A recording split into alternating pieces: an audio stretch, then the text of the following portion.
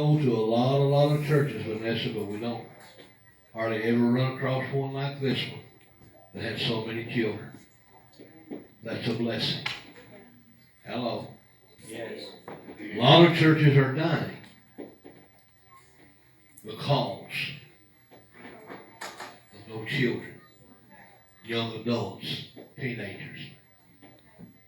Friend, that's not going to stop the Lord from coming. So I say amen. Would you stand with me this morning for the reading of the Word of God?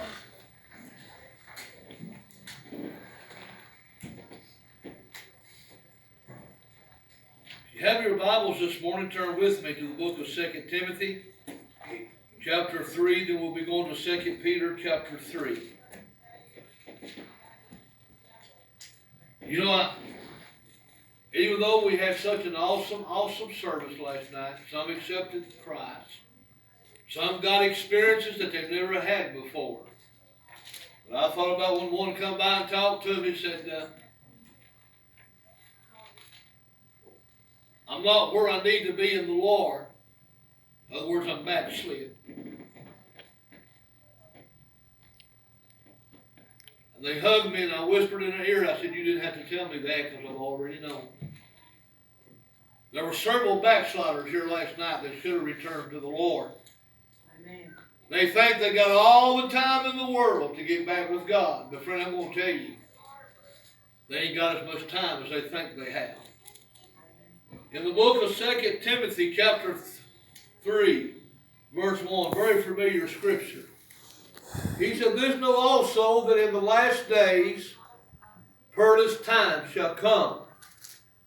Then if you'll go over to the book of 2 Peter chapter 3, drop down to about verse number 3. Knowing this first, there shall come in the last days scoffers walking after their own lust. And verse 4. And saying, where is the promise of his coming?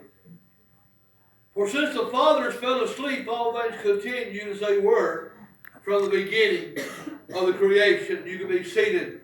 Amen. Folks, we're living in the time of age that the Lord is about to come. Yeah.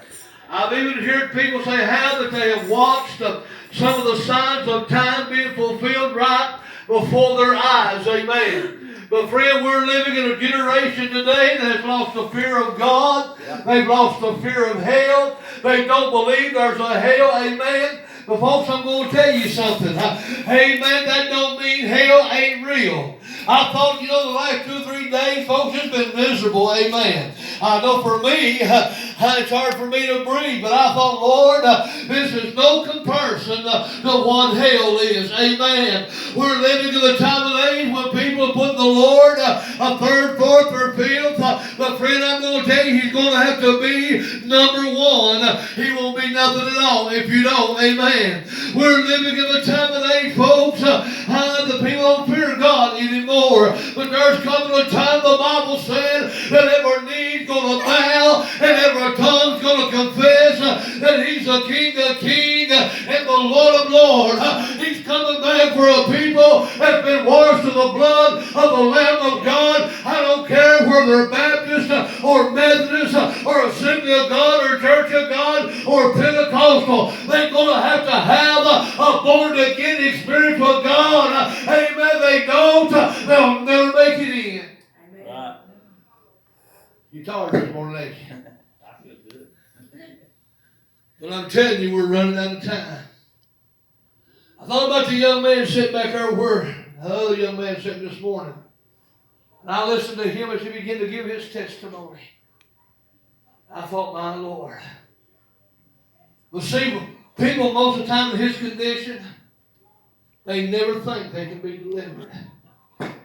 Matter of fact, the last Sunday morning I preached here, we come through Lancaster and I said there we stopped at the 5-star, I believe it was, to get us a soda pop. And when I pulled in there, Vanessa, there was a woman sitting there, broke my heart. She had a pair of shorts on, and her legs were just absolutely scratched up her face. I sat there and she was trying to light a cigarette and her hands were just shaking just like this. No doubt she's hooked on meth. And I thought to myself, there's help for people if they want it.